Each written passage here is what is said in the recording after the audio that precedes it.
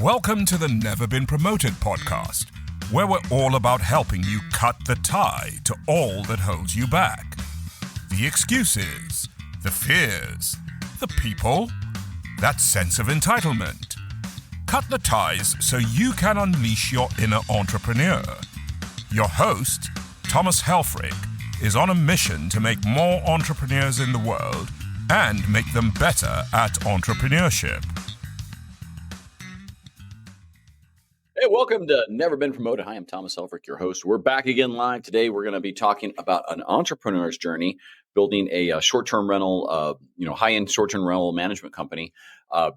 It's an amazing story. He's got a lot of experience in the space, and he's kind of funny too. So we'll be joined here shortly by Jacob Morgenstern. He is, he is an entrepreneur like many of you are, and many of you want to be.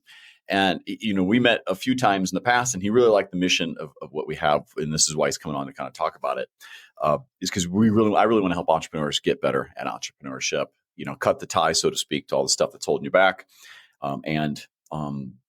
Just don't do that anymore. Just get out there and unleash it and become the entrepreneur you're supposed to become. Listen, I'm not going to do any shameless plugs. That's what that intro is for. I want to bring on our guest, Jacob Morgenstern. Jacob, how are you doing today? Good morning, Thomas. How are you? I'm doing well, thank you. C Proper, that's your company, right? You guys do short-term rentals. You do some management, and you've built this company with a co-founder. But do you want to do a short introduction of who you are? And I think I misspelled that. Yeah. Let's shorten the name of C Proper. You had it up on the screen. It's C Proper. You got an extra O in there. You know what? If you don't, this is actually good marketing because it draws attention to it now. C Proper. But also, my team makes fun of my typos. Like I do it all the time. It's comical. Like, and I said I need a T-shirt that says my tie-ups are legendary. Anyway, yeah, I always. Jacob, why don't you introduce yourself? Give your story a little bit, and let's hear about you. C Proper. Okay, so Jacob Morgenstern here. In 2019, I started doing short-term rentals. I was not involved in any real estate. I wanted to do something that had a high cash flow. Airbnb was quite young then, easy to get in. And I said, I had my Amazon business that was producing cash flow. I started investing in short-term rentals. Attended a great conference by Richard Furtick. He was a big guy on YouTube in Tennessee that really ramped up the business for me.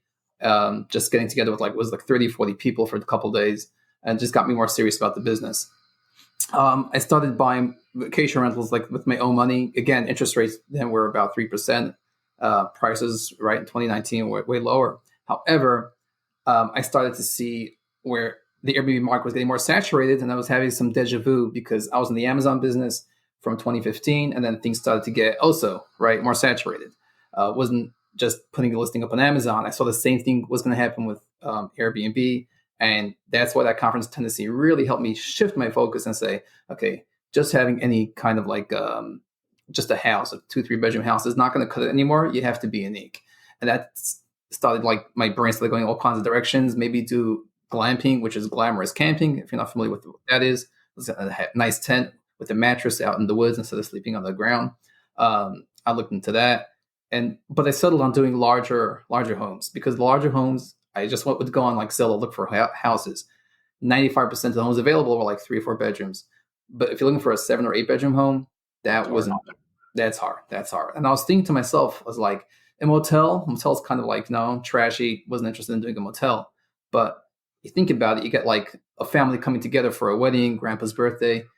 There's not too many options to share a premises together. You can go to the hotel and book a few rooms, but you don't have that cozy, warm family feeling. Right. However, if you can book an 8-bedroom house, wedding reception, anniversary, something that really, it's a smaller market, definitely. Like most people on Airbnb are just looking at small families, but you definitely can stand out. And that has worked well for us. But I couldn't afford these homes myself. They were just about the $1 million range I was looking for. And I started doing syndications, trying to friends and family, get the money together and just put these up. So we got a few of those, and those are doing well, and we're still looking to get more of those. And what shifted in the last couple of years, because it's harder to raise capital, my investors are not interested anymore, plunking down money into a 5-year investment, just keeping it there. They want rather to have, a bigger value add, put the money in, but we need to refi money out like within like at least 60, 70, 80% of our money has to come out when you're done the value add. So that's where we are right now. In terms of vacation rental management, this is how it went down.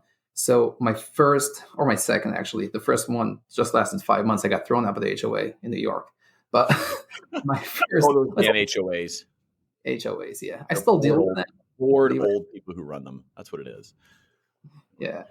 A cute story, but my first vacation rental was in New York. Because I live in New York. I invest in Florida. I live in New York, just a half hour away. I sent an email to the HOA. I said, can I have a short-term rental? Airbnb in parentheses. They said, no problem. All right. So bought the condo, fixed it up, was renting it out. My neighbor was fine with it. There was some old retired guy lived on the other side of the community. He didn't like all the foot traffic. So he complained. They threw me out. As soon as I smelled trouble, I put up on Zillow by owner. And by the time I had to shut down in September, when I launched it was April or May, so just a few months. By the time I was thrown out in September, I closed because I was in contract. I closed like a few days later.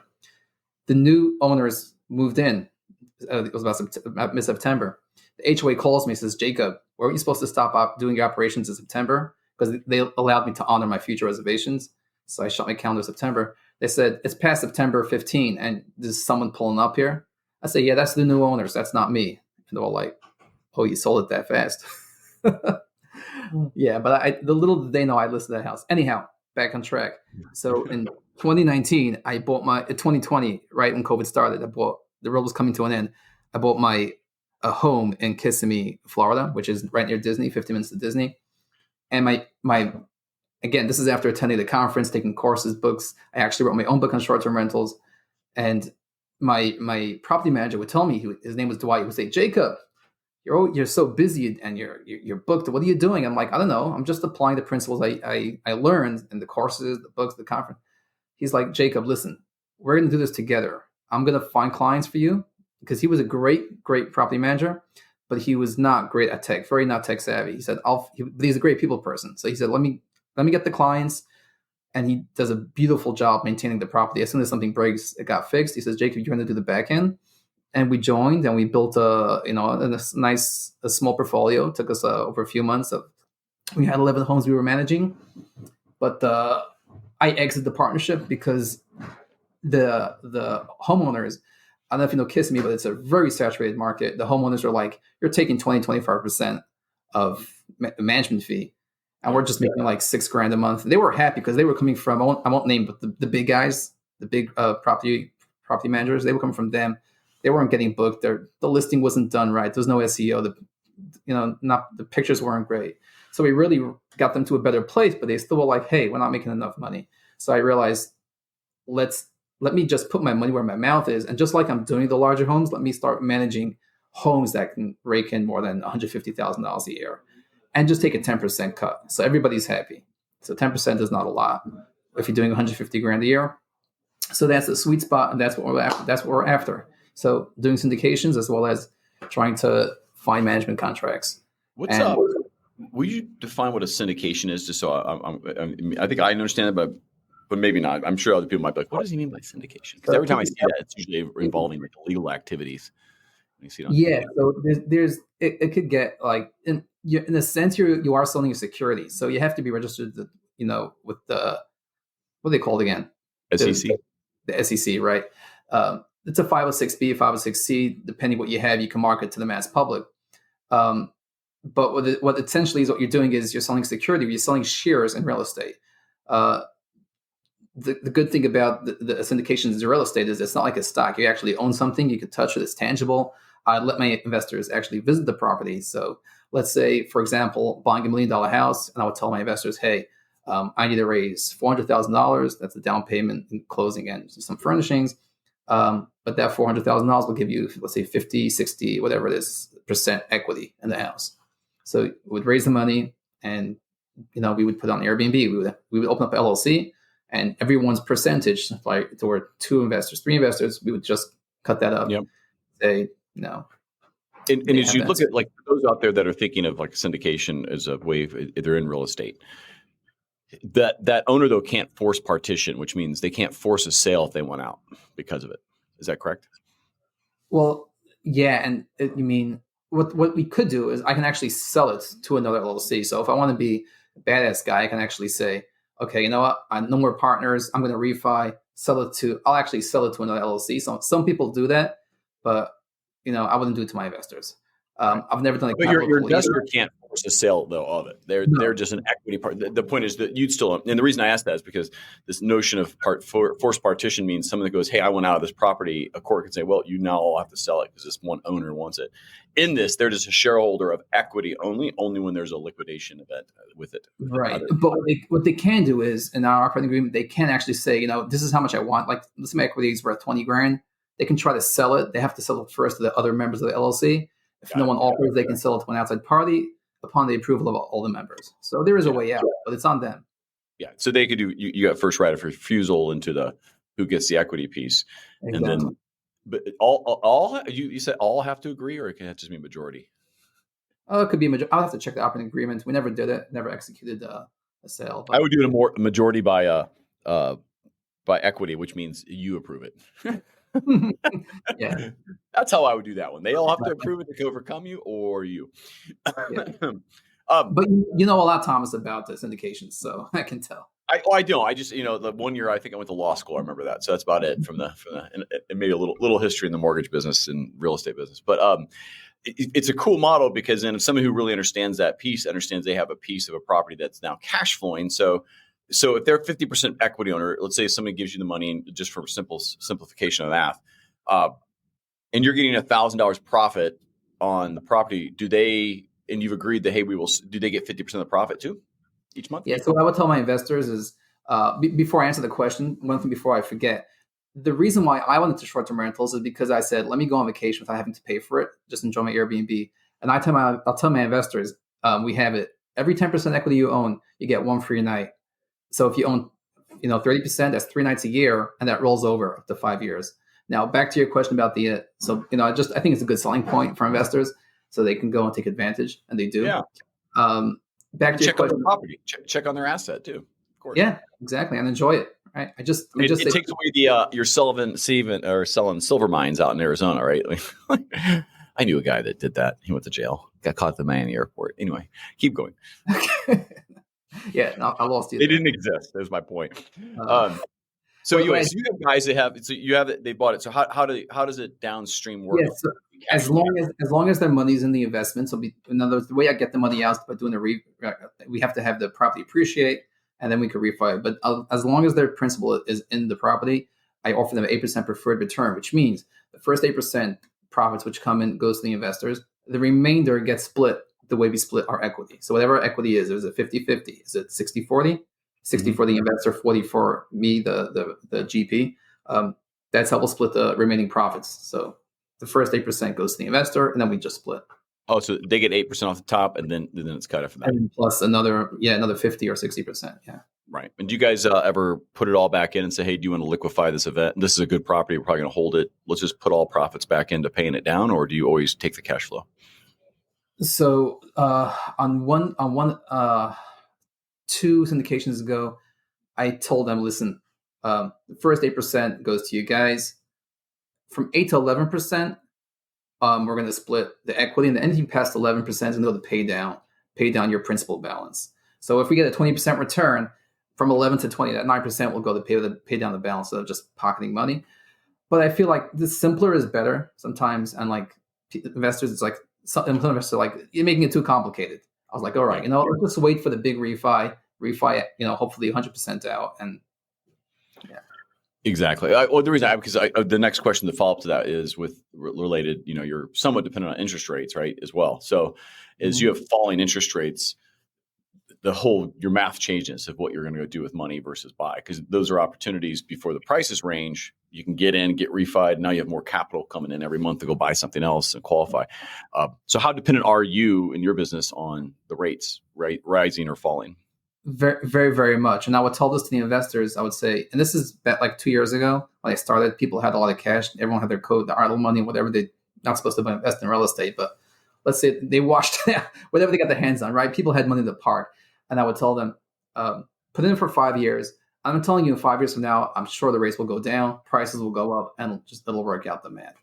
So it's not a promise, not a guarantee, 5 years. But right now in the current climate, people don't want to park the money for 5 years. And I'm not that dependent on interest rate. I'm more dependent on the value add. So Yeah. buy something for $1 million. Right now I'm looking at something about $1 million, put in 300 grand and hopefully refi out that, whatever they have to. And you refi out once you have established cash flow business revenue against it. So we're using private money, hard money to, because they could loan up to 90% of the purchase price, 100% of the construction cost, and then refi out after, let's say, 4, 5, 6 months. Yeah. Are you doing only existing properties too, or do you guys focus on new builds? Or No new builds. No, I actually was involved in the development, and that didn't go too well. I think that was entrepreneurial journey number 5. We're going to just stop talking about it today. Well, it was something out in Denver I was involved in, and I tried. I read the book, The One Thing by Gary Keller, I believe. Mm-hmm. It was an eye opener because I tend to get sucked into all kinds of shiny object syndrome, and the entrepreneurial ADD, the squirrel syndrome. So let's talk about you just a minute. So you've landed on this one. This is not your first venture. Talk about how you think about when to exit out of something that's not working versus the trough of disillusionment and you're starting to get sad and you're like, oh my God, I went out of this. In your world, when do you go, no, I'm sticking through this because of this, or no, this actually sucks and it's not going to work, and you go to the next thing? Because you don't want to keep repeating the cycle. Maybe you haven't. Maybe you're like, no, I always bail. Right? But talk to me about your own journey.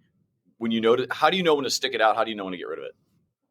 That's a really tough question. I don't think there's an easy answer. I have a hard time. I get sometimes emotionally attached because of the energy and time I put into any investment. For example, a great example is the Amazon business. So everyone who knows anything about selling on Amazon knows products have a cycle, and it's hard to sometimes face the fact okay, this used to make a lot of money, but it's too much competition.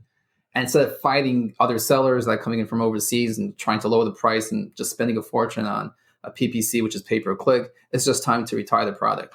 This is an ongoing problem. I think pivoting, you always have to just pivot, and it's hard because, for me, example, right now I'm in the larger homes, but if something happens and it just stops doing well or whatever, it's hard to Well, it's funny because sometimes there's risk, right? It's the risk factor and your tolerance for it. It sounds like you have a high risk threshold, one that I'm just not there on that. But I wish I was. I probably would be with more money.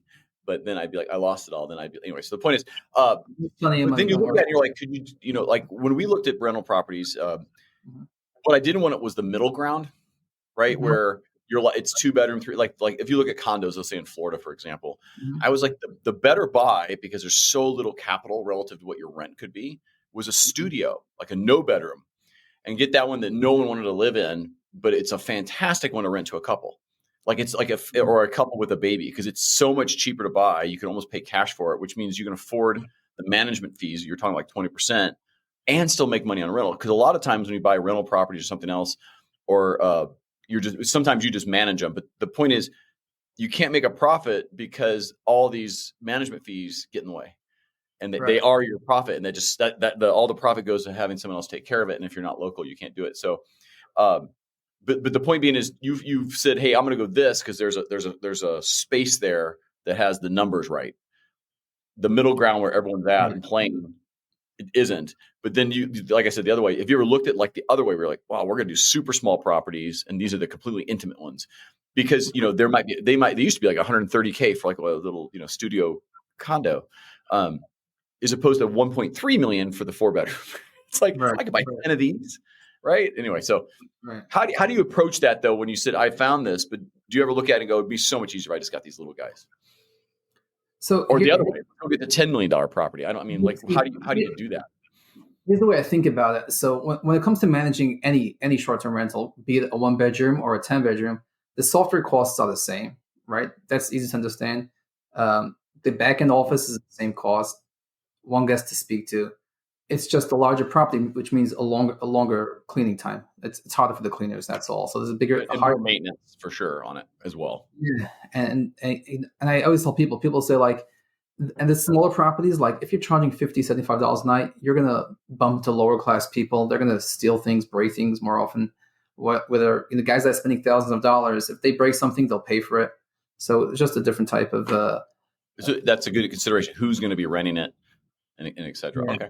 Okay, that's great. People make a lot of money with the small ones. Don't get me wrong. It's just I decided to like shift to that niche, and it's worked for me. If someone's trying to start a business like this, what would be your piece of advice? Like, don't, or find investors first, or what's the?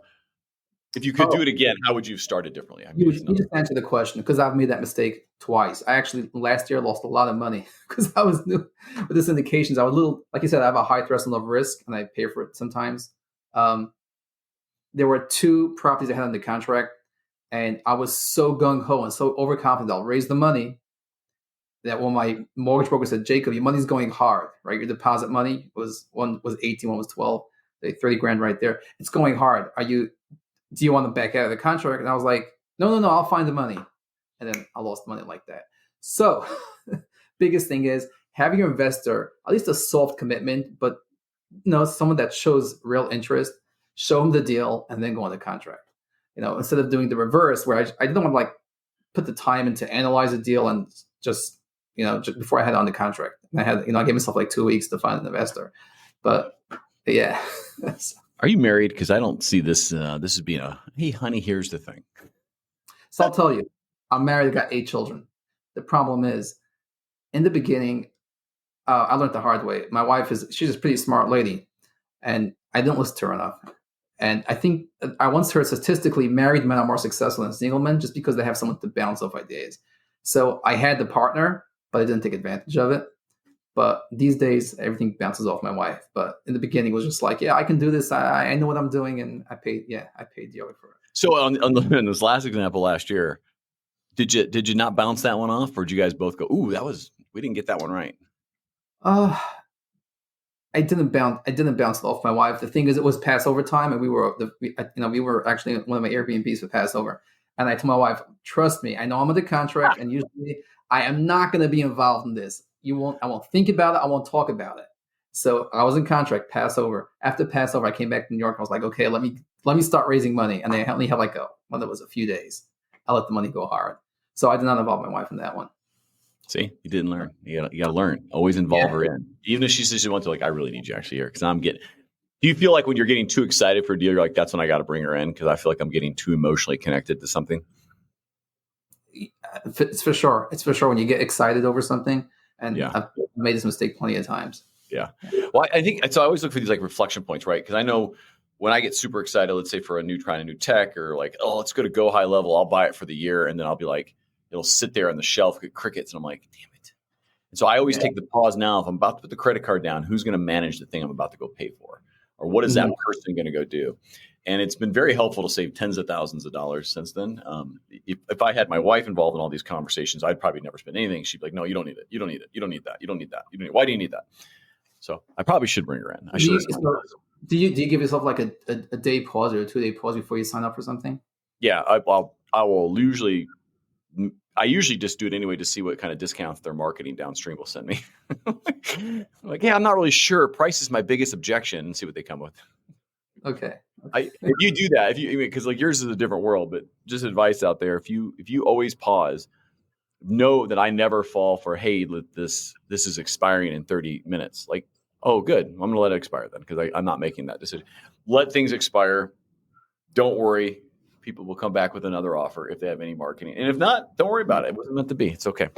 Yeah. Don't use the scarcity and time crunch. Don't let those two things fool you. Those are almost always. Outside of a car lot, is an older man. Forget it. Yeah. Even then, let's go. So, how do you market your business? We do a lot of marketing focus here on the channel.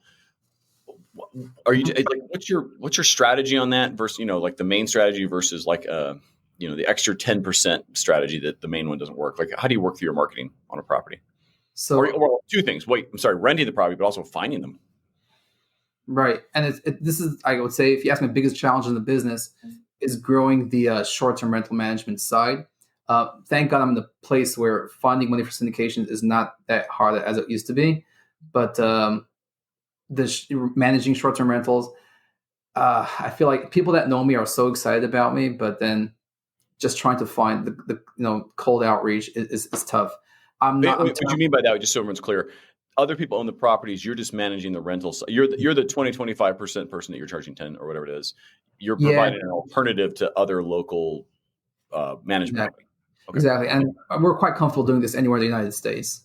Mm-hmm. It's just a process. The biggest piece in any new market is just finding the right person on the ground, which is usually cleaners / manager. But that's the biggest. Sales is my weak point. It's not something which I enjoy doing. I hired cold callers. She got me some leads. So she's a good cold caller. We actually interviewed 7 cold callers, got the right one. But the thing is, trying to pin someone down and actually get them to, sign even a no cancellation contract is tough. That's the biggest pain point. But the thing is, I mean, people that come to us, they really get white glove service. And the reason how we do that is I don't hire someone from the Philippines to do customer service. I've got this amazing woman in West Virginia, same time zone as my Florida properties, but just 2 hours off if you're 2 or 3 hours off if you're on the West Coast. But she's actually a retired teacher, so she's very meticulous. Like, she makes sure things get done. We use Hospital on Priceless for our software. We're very happy with that. And then when it comes to hiring cleaners, I always look for someone that's not one single person operation, but not a large company that just doesn't care. It's someone that usually just has a few properties, but they have to be able to expand, and they have to have a Rolodex of electrician, plumber, somewhere they have a relationship, so someone can come over in a jiffy that they can work with. So that's what we look for. And most importantly, those bad reviews, which it's inevitable. We're human. Sometimes we slip up. We don't clean up the way we should. The outside, something happens. Those bad reviews, if they come in, I just have someone dedicated to fighting with, either talking to the owner, trying to get them to remove the review. I'll prevent them from posting it. And if they do and they won't remove it, then we have someone that works with the Airbnb and try to get it removed. Doesn't always work the first time, but that's something which we're dedicated. Awesome. So fast forward a year. Well, actually, tell me first, who during this podcast, anybody's listening, who do you want to contact you from this? Kind of your call to action. Do you want someone who's looking to get their property sold or managed, or who's the ideal kind of customer to get a hold of you? Well, the ideal kind of customer is someone that has a house that's looking for management. Preferably, it's set up ready for Airbnb, and they're not happy with their management. Usually, the big guys that manage properties don't do a very good job, and I think we can come in and just take where it has to be. We're very sensitive to occupancy rates and pricing, and we monitor it all the time. So, do you want them to go to the cproper.com? Yeah, cproper.com, or just send me an email, jacob@cproper. Awesome. Fast forward a year, and look, and now you're reflecting back from in 2025.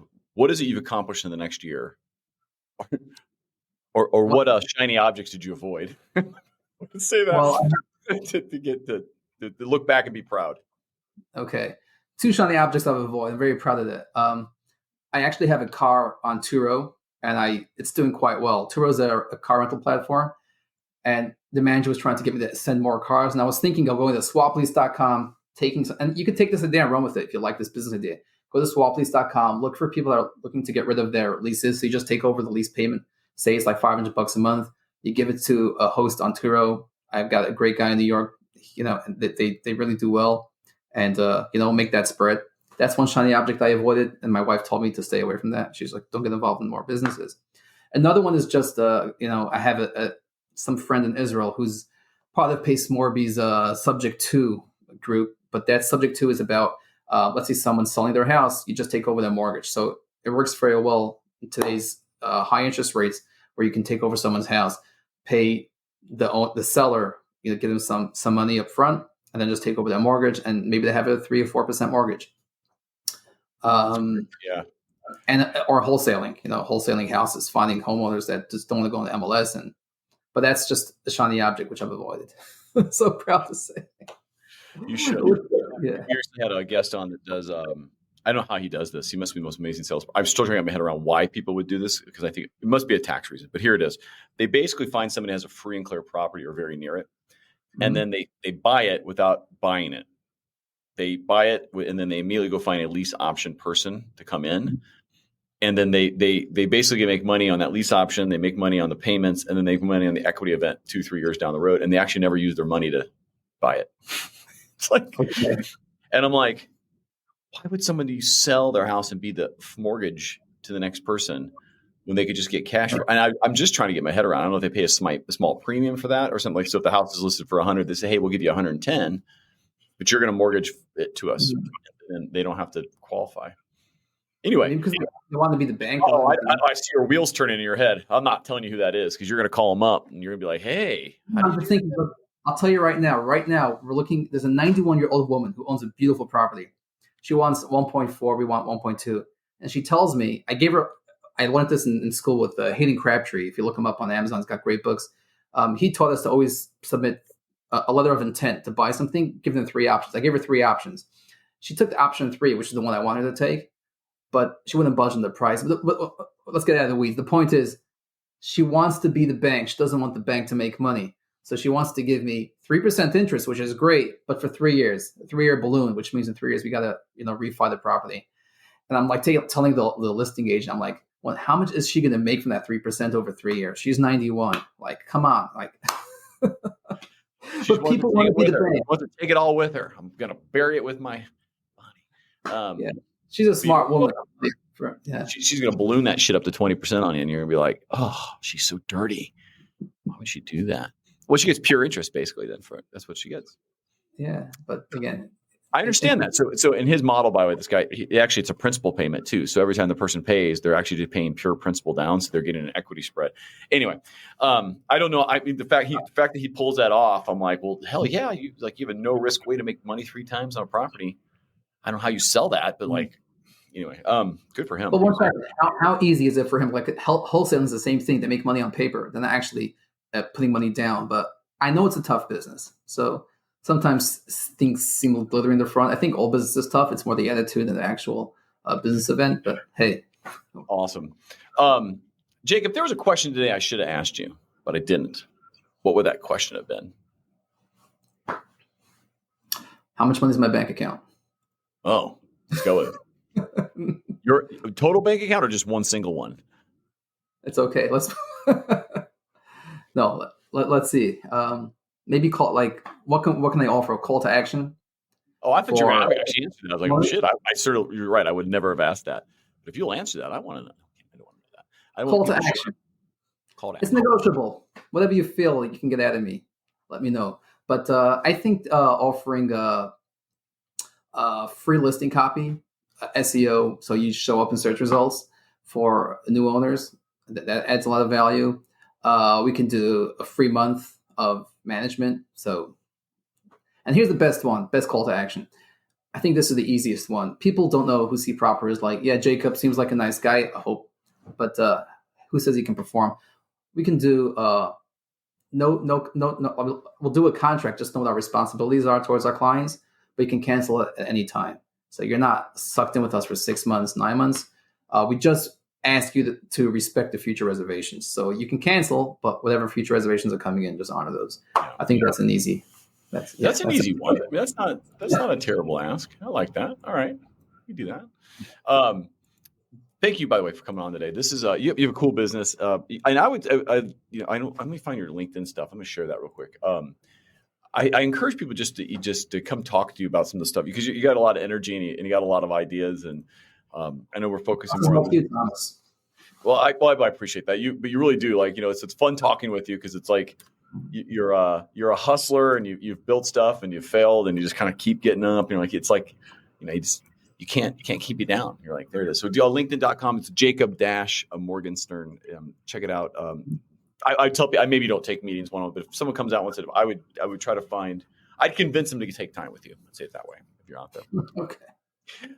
Jacob, thanks for coming on. I'm going to put you in the periwinkle room. There's no snacks in there, probably because I ate them all and they're all virtual at that point, but I'll be right back with you. Thanks. Okay. Hey, for everyone who was listening today, thank you for joining in the Never Been Promoted podcast. I often ask the guests if they've ever been promoted. I'm going to assume Jacob's never been promoted, probably demoted or fired once or twice, but that's okay though. So have I. Jacob, thanks for coming on. Anybody who made it here, thanks for listening. Until we meet again, I want you to get out there and just go unleash your entrepreneur. Cut the ties to all the shit holding you back. Don't let anything stop you. Go be the entrepreneur you want to be. Thanks for listening. Thank you for listening to the Never Been Promoted podcast. If you liked today's show, subscribe at youtube.com/@neverbeenpromoted Until next time, get out there and go unleash your inner entrepreneur.